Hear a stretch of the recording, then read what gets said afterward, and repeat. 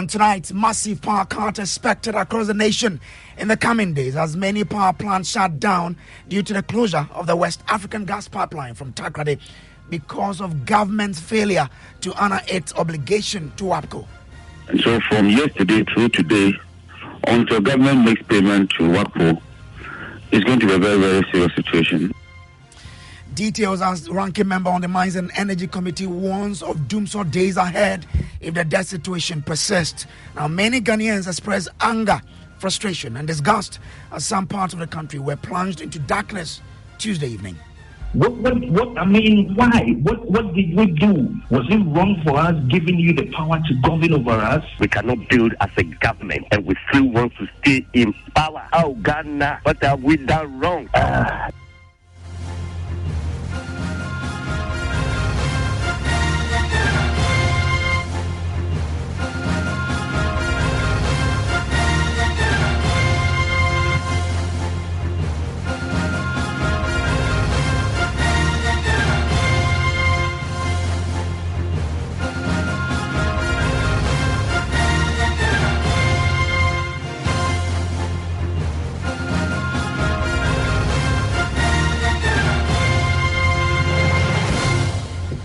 This is Top Story, and as always, is brought to you by Vodafone. My name is Samuel Kojo Brace. Well, tonight, Ghana to experience hard-hitting doomsday in the coming days if government fails to honor its debt to the West African Gas Pipeline Company, WAPCO. That, according to the ranking member on the Mines and Energy Committee of Ghana's Parliament, John Jinapa.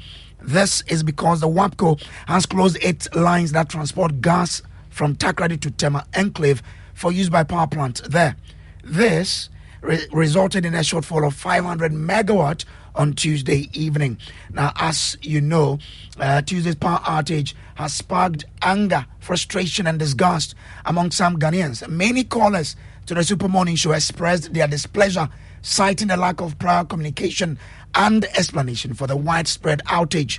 We'll hear from them and John Janapo shortly. But first, let's take you to the Ashanti Regional Capital, Kumasi, where residents are raising concerns about the adverse impact of the power cut on their businesses. Nanabuachi Dankwa Yadom has more in this report. Quite recently, there has been frequent power cuts across the country. Today, we took to the streets of Kumasi to ask residents what is the power situation in their area. I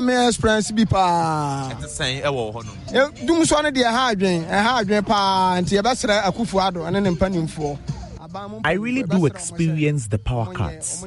It's affecting us. They should work on it for us. How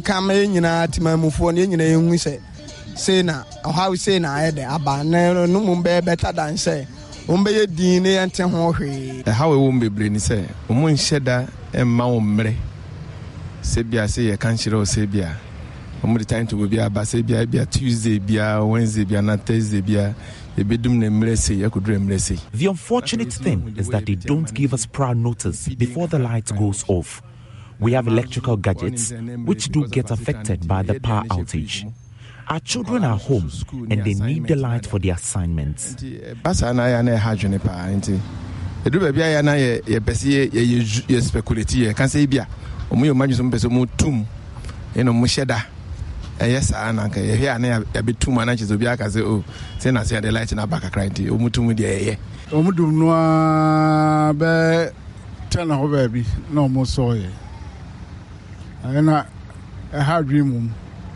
Well, let's say I will buy idea.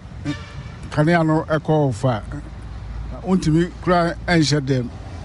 Now to me so imagine I want so.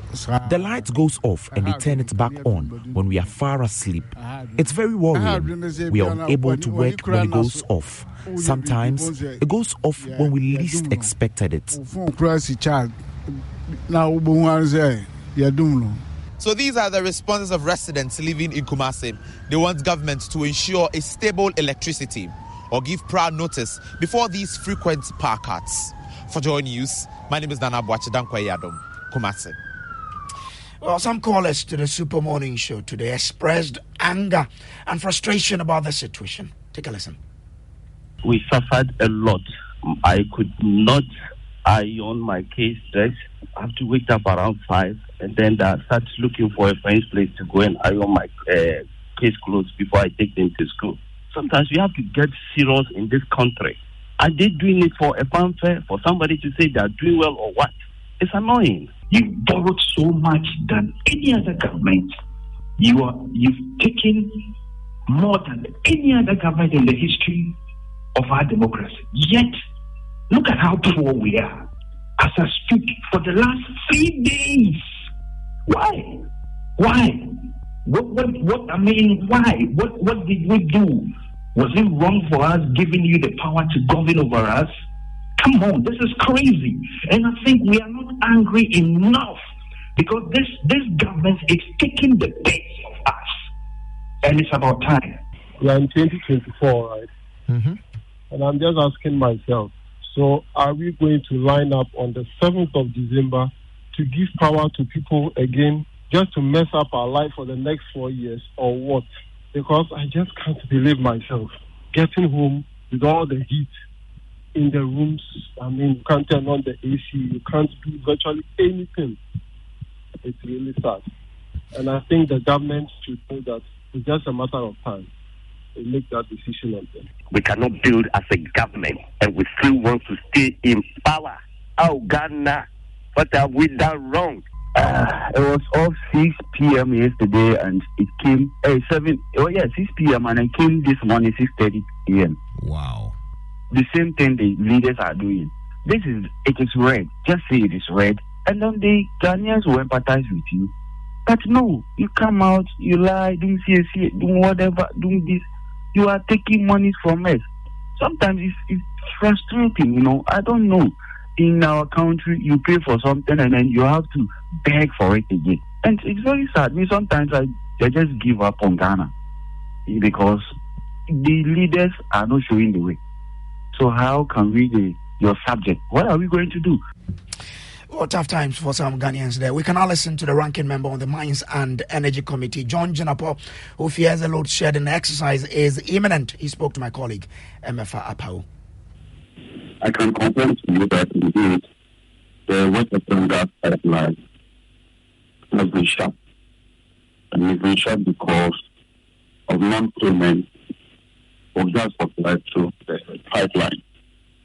This has therefore resulted in about 115 standard cubic feet of gas stranded, and the Eastern Enclave, which is Tema, is not able to get gas. And so based on the 115 scarf, gas is stranded in the west. Mm-hmm. Sen Power has been shut down. Senate is down. Asogli has been limited to 155 megawatts instead of the 530. AXA, which is also available, is limited to 16 megawatts.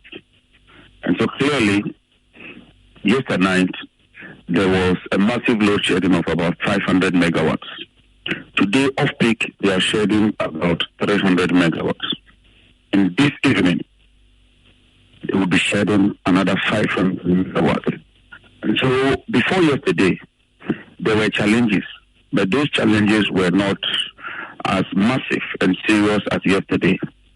And so, from yesterday through today, until government makes payment to WAPO, it's going to be a very, very serious situation. And the load shedding is going to be widespread. Mr. Jinapo, how long has this shutdown been, you say? The main shutdown, which caused this massive load shedding, was yesterday. Okay. And so what people have been experiencing is just a minor one. The major one started yesterday.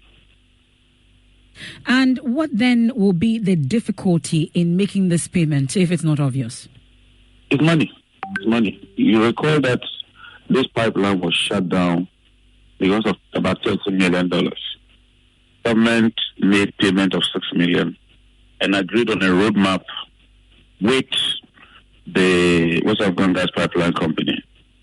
Government has failed to make do its part of the bargain.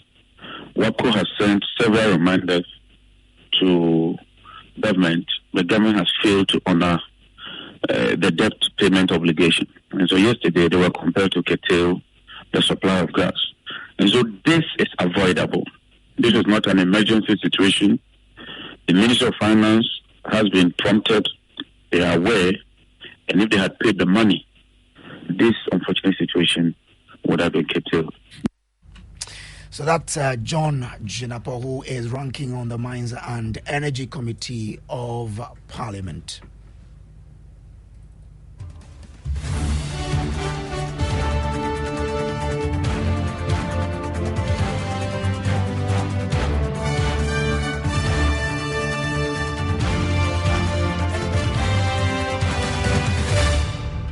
So let's share with you what our sources have been telling us. Kwesi Aveji is with our energy desk and he joins me in studio with some details. So how big is this issue at hand?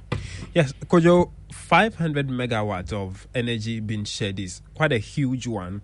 Now, to better understand this properly, we know that the Ashanti region consumes about 300 plus megawatt per at peak hours. The Volta region, for instance, demands some 80 to 100 megawatt, and then the central region also uses about 100 megawatts per at its peak. So the 500 megawatts that is being shed off now would actually means that power being cut from both the Ashanti region, the Volta region, and the central region all put together. So that's the magnitude of power we are talking about. And we also told from our sources that the VRA was expected to also shed some 700 megawatt of power.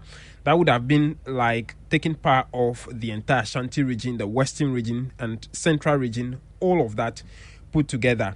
We understand that from our sources within the power sector that as a mitigation measure has been put in place yesterday in order to mitigate some of these things. We know that we export power to some neighboring countries, and so a decision has been taken on that to cut off some 50 megawatt power to the Ivory Coast. Togo and Benin would also experience some 100 megawatt cut off, and then 50 megawatt would also be cut from export to the Burkina Faso. So these are what we're taking off yesterday. So to ensure that we don't shed off 700. 700 from the VRN. And so those were the decisions that were taken to mitigate the situation as at yesterday. Now we also gather that the situation goes far beyond just WAPCO cutting off or shutting down their line from Takrady. Exactly, Kojo. So the situation goes beyond WAPCO, as you say, because we understand that, for instance, in Takrady 1, also known as the TAPCO, which produces some 330 megawatt power, is currently shut down, as they say, for maintenance purposes. Now, that maintenance hasn't commenced yet because they are waiting for the spare part to be brought into the country before that happens. And until that maintenance is commenced and completed, we are shortened by some 330 megawatts of power. Now, the second one, which is the Tico plant, has also one of its steam turbines have been shut down as we speak. That produces some 110 megawatts of power. And Akosombo, for instance, also one of their turbines is shut down now as we speak from our sources. That also produces some 170 megawatt of power. So aside, WAPCO, as you say, if we put both Tico and TAPCO as well as Akosombo together, what it means is that we have a shortfall of about 580 megawatt of power that has been cut off as we speak. Again, this is the power needed, for two big regions, the Ashanti and the Western region, just for a better understanding of what that means. And so 600 megawatts of power during peak hours is what we don't have now. And so there's a lot confronting the power sector as we understand from our sources. So this is what all of this looks like in the sector. Okay, so trying to bring the issue home so that we will all appreciate the issues well. That when we are losing around 580 megawatt of power, it means that it's like you're taking away power from that is needed to big power regions. Yes, all three of these big regions, you know. both Ashanti, Volta, Western. The 580 will comprise Ashanti, Western, and then the central region. Okay. The initial would include Volta, Ashanti, as well as the Greater Accra region, all put together. So that's the magnitude of issue we are talking about. That's a huge one. Well, let's bring in an energy analyst, Kojo Nsafo-Apoko, into this discussion. Grateful to you for joining us, sir. Good evening. Yeah, good evening, my brother. How are you? I'm good. We also have Benjamin Boachi, who is Executive Director for the Africa Center for Energy Policy. He is joining us via Zoom. Thank you for joining us, Ben. Thanks for having me. Great. Let me start with you, Mr. Poku. Are we in doomsday yet? And what could possibly explain why ECG has not put out a timetable yet? My brother, you see, some of these things, we tend to stretch the magnitude of what's happening. I think your gentleman you spoke to bundle of issues together. Ongoing maintenance always happens. That is why in the sector there's something called your spin capacity, which is your excess capacity that is used to mitigate some of these work that goes on. Currently, if you look at the total installed capacity that we have as a nation, it's about 5,138 megawatts thereabout. What we use currently is about 4,200. There is a lot of room in terms of what you need for your shutdowns of what your gentleman did. The breakdown he did about TAPCO being down, TICO, and also maybe one turbine at Akosombo being refurbished. There is room for those shutdowns. That will not send us into the situation we are in. Clearly, the situation at hand is WAPCO closing their pipeline. That happened yesterday, but the explanation to that is not that WAPCO is not being paid any money. As at before the holidays, WAPCO was paid for 40 million Ghana cedis, which was equivalent of $3.25 million. With the problem that WAPCO is having, the problem that WAPCO is having is trying to find the management of GMPC to sit with them to talk about the legacy. There is a debt that exists which needs to be resolved. Unfortunately, the managing director of GMP is hardly ever on his feet. And that is one of the frustrating things that some of us are having in the sector.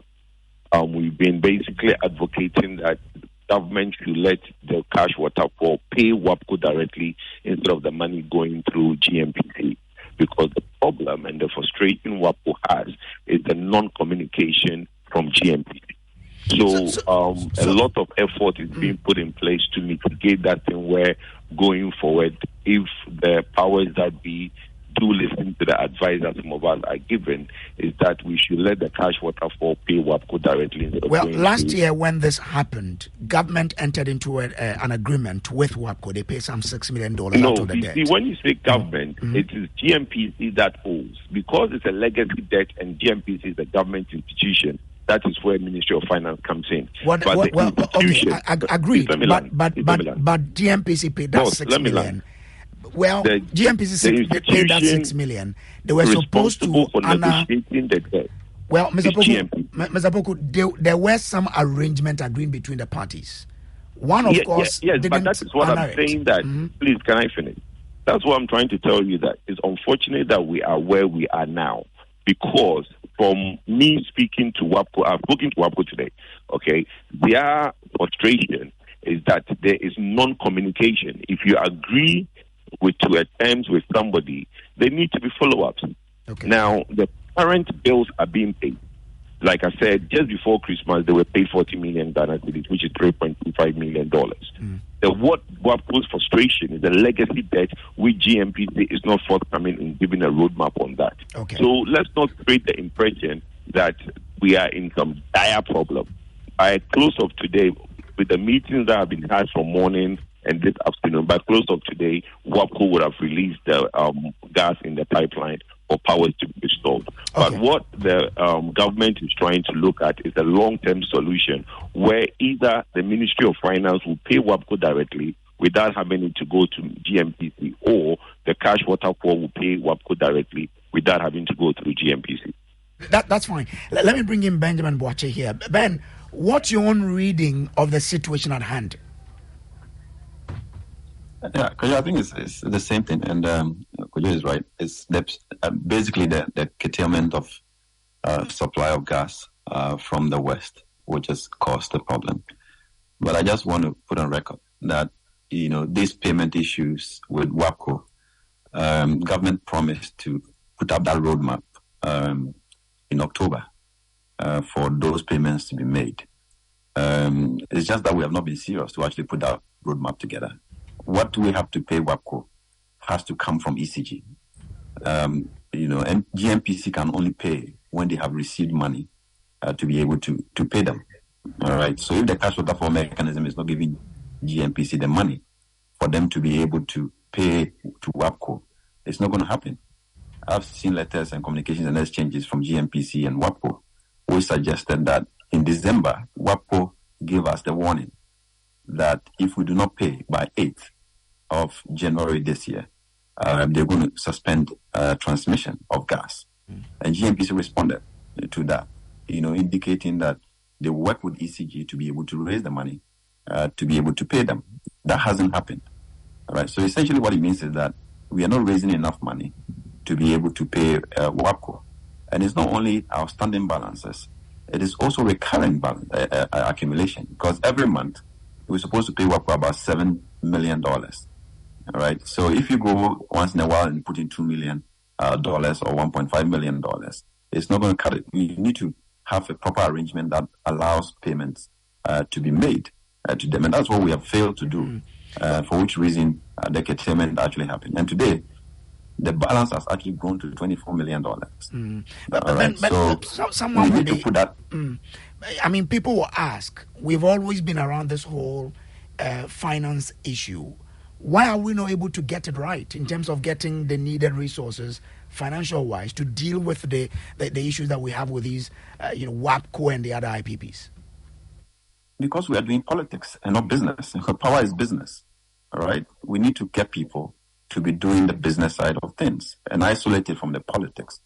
But in our country, the politics is always ahead of the business. And that is what is actually happening. And we've been crying about these things for the past decade, about how the energy sector ought to be managed so that power, sold can be recovered in revenues, and everybody along the value chain is paid for it.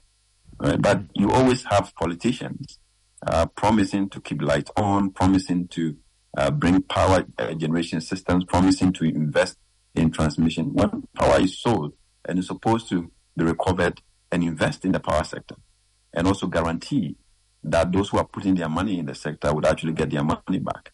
Government has intervened and participated in that space to the extent that people can even consume power for free. And because it is government, they don't care whether they'll pay or not. And we are not collecting enough revenue. The last time I checked, the under recoveries are above 70% now. So what it means is that when power has been generated and sold, 70% of the money cannot be gotten back. So government has to raise money from the budget to be able to offset that difference. And it's escalating by the day. But that's disturbing. How do we correct that? We cannot go on, under collecting 70% of the power we produce. That's just too much. How do we deal with it? We have to go back to the roadmap that we set up in 2014, which we all agreed that we need to, allow ECG to be controlled by the private sector so that government can regulate it. Because government is a regulator through PURC. So if you have the private sector participating in that space, then government is able to regulate it. Today, PURC cannot do anything to ECG for whatever happens. All right. So the mess continues, the under recovery continues, the debt accumulation continues, and we are always in that same situation and nothing is being done. We need to fix that and make sure that we treat the power sector as business so that they can be properly regulated by the government and ensure that the public funds are not, utilized to pay people's electricity bill. So something like a return to PDS of a kind? Not a return to PDS, a return to private sector, properly structured private sector participation that is transparently awarded, not like the PDS arrangement. But we need to have a much more robust and transparent arrangement that welcomes genuine capital to actually invest in the power sector. Okay. Mr. Poku, let me bring you in here. What's your own proposal to government to government as to how we can deal with this issue of having financial issues to deal with or to pay for power consumed? Well, myself and Ben have been pushing for this, and we were one of the few people that fought for the right thing to be done when they were negotiating these PDS agreements and stuff like that, and we work hard on it. And as Ben rightfully said, it is the business side of the distribution and transmission that is creating the technical losses and the financial losses. You know, when you were doing your interviews with people, they were saying that, oh, we pay for power, we pay for power.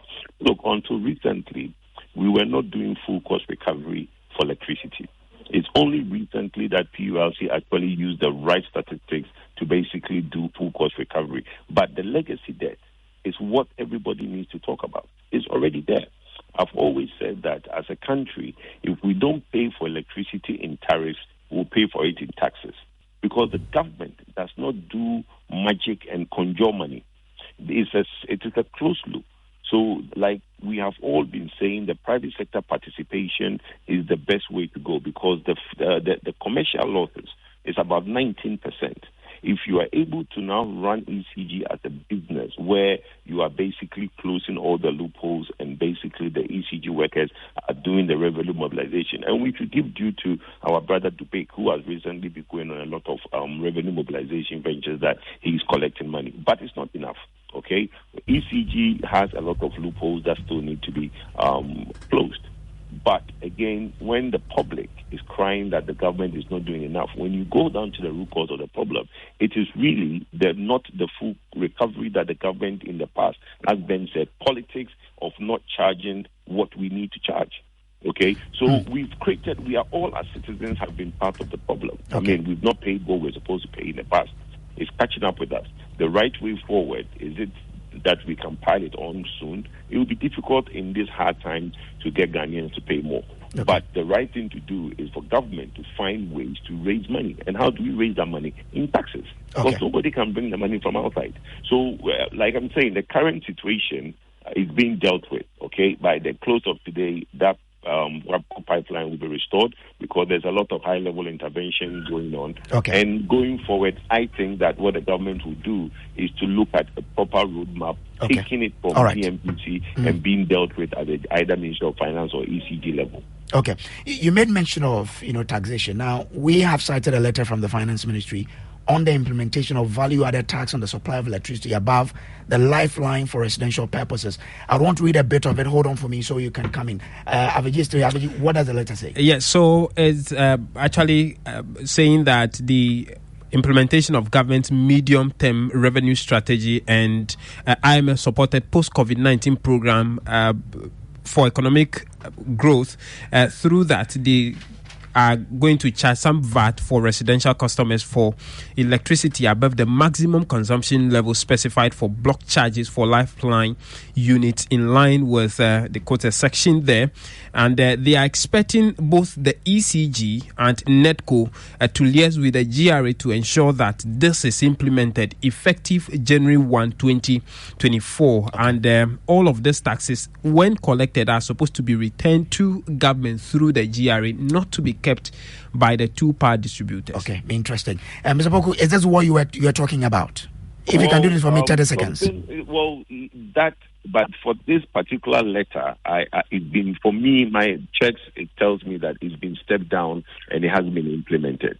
Because, look, we have to, as much as some of us are crying for more money to be raised to fix ECG and to fix the sector, we cannot also pile on some of these taxes beginning of the year when we are all coming out of the festive season and a lot of taxes are taking effect from 1st of January. Okay. I think the powers that be have agreed to step this down for the time being because it takes a lot of sensitization.